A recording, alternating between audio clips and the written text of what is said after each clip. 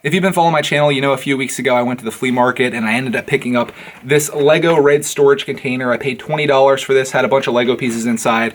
If you didn't see that video, I'll link it up here so you can get all caught up. But I brought it home, cleaned this whole thing up inside and out. I cleaned all the Lego pieces inside, and then I gave it to my 2-year-old son to play with. And of course, the next thing that happened was he wanted me to build stuff for him. That's natural.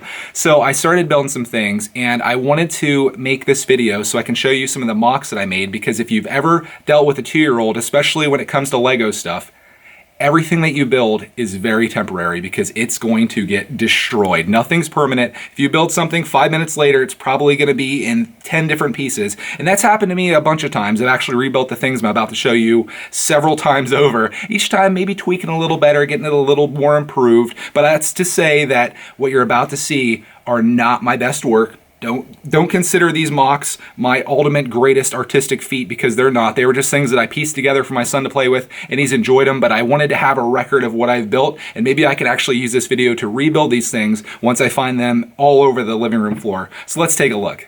My table's a little dirty back here, but just ignore that. Let's look at the matter at hand here, and that is my first build. This is what I'm calling the Lego drag car for obvious reasons. This was a build that I did right after I set everything outside to dry, after I cleaned the pieces, brought it in. My son wanted something built before dinner, and this is what I came up with. Started with this brown piece that you see here, and I was like, okay, we'll make a drag car out of this, and of course I found this. So this is one that doesn't have a whole lot of pieces to it, but it made a pretty quick build. The bottom of it, pretty ghetto down here. In fact, I think, you know what, in one of my rebuilds, or maybe this was my son's doing, this piece is actually supposed to be, how about this? We're gonna do a build here. It's supposed to be back like that.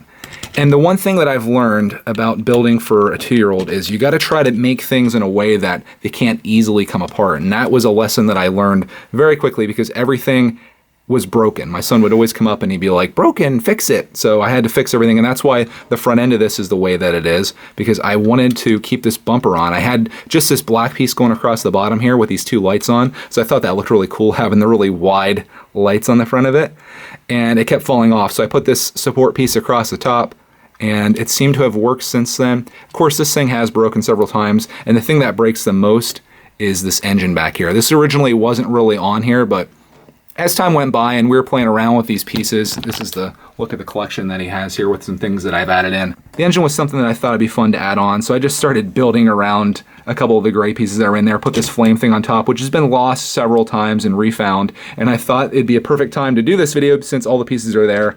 So I kind of built that around. Piloting the drag car, we've got the spaceman from my son's space book for Lego, and we have Fred from Scooby-Doo. He was a part of the 4 minifigures for 40 cents video. I will put that up here if you want to see that.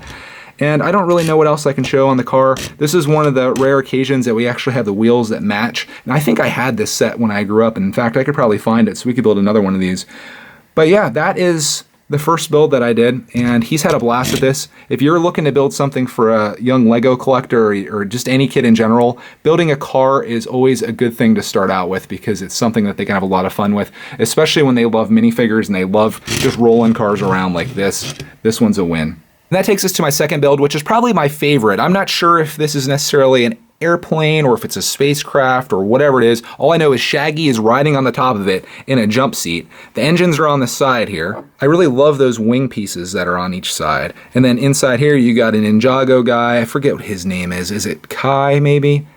We got him at a yard sale as well, and it's got a propeller on the front, which I'm not really sure why it does, because I don't think any of the actual thrust from the plane comes from that propeller. I just thought it'd be a nice addition. Inside here, he's got a lever that he can control, and I've had to replace that several times. That comes down. Really minimalist on the side here. This is one of those builds that we were just watching TV and I was like, all right, I'm gonna put this thing together for him. So that was cool. On the side, you can actually see through this. Unfortunately, it's not quite big enough to fit minifigures inside, so I might redo this and allow minifigures to be in there. But I built this in a way, again, just like the car, where you want to double stack and triple stack anything you can. Like if you look at the bottom of this and you look at the top, this thing is not coming apart. I mean, the thing that always comes off are these, so I'm always replacing them. But other than that, and this blue piece on the back, which is like the tail, other than that, nothing really comes off of this, which is fantastic. And that's, again, how you need to build these things. You need to build them in a way that you're not going to have to constantly go back and fix things that have come off. And this thing is a pretty solid build, and he really loves it. So I think that's probably the most important thing. Now, switching it up entirely, for my third build, we've got a Lego robot that I built for my son. More specifically, this is Beep-Boop, the robot, and Beep-Boop is really awesome. He's got this crazy arm that breaks off all the time that I have to constantly replace, and actually went missing for a while. This arm, which breaks off as well. Head, which breaks off. So this is not one like I'm supposed to follow my own rules and build it in a way that it doesn't come apart. I just thought it was really cute. The legs I did replace. I had actually 2 different legs on here, and they were off all the time. So I was like, all right, we're putting this piece on. So Beep-Boop is sort of like, is it a Minotaur? I did add the belt on there, which is like a computer keyboard.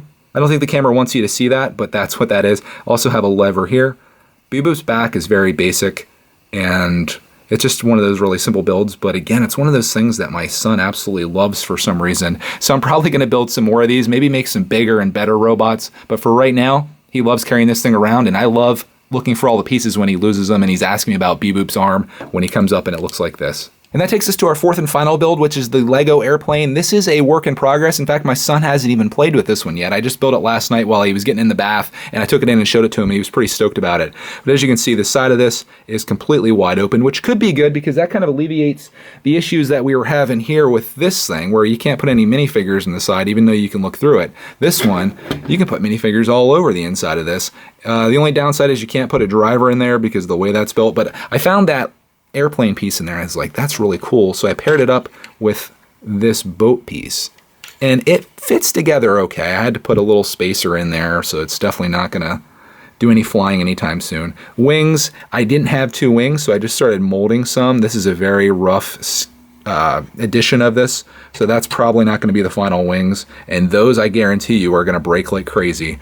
Bottom of it reinforced a couple times over so it stays true. Top, same way. On the back we got another one of these tail pieces, and this piece here, I took that through the cleaning process, but that one needs to go through again because it's kind of dirty. So that's the only downside, but I think as a little mock-up, this has turned out really well, and I think this will make a really nice airplane once it's finally done. But as you can see, we've got a lot of pieces still left in here. This is a pre-built set, so don't get too excited about that. Here's the other set that we got at the flea market, which I've had to rebuild a couple times as well. But we've got a lot of stuff in there yet that we can still build with, and not to mention the 5 mystery bags that I just went through are going to be added to this collection. So this is about to quintuple probably, and we're just going to keep building and have a lot of fun. Let's get all these models back up here so you can see my fine craftsmanship. And I say that in a joking manner because I know these builds are kind of laughable. I guess I really shouldn't down myself because I really do like these models, and my son likes them as well, and they're part of our story now with getting started in Lego, and these are the first things that he ever really played with that I built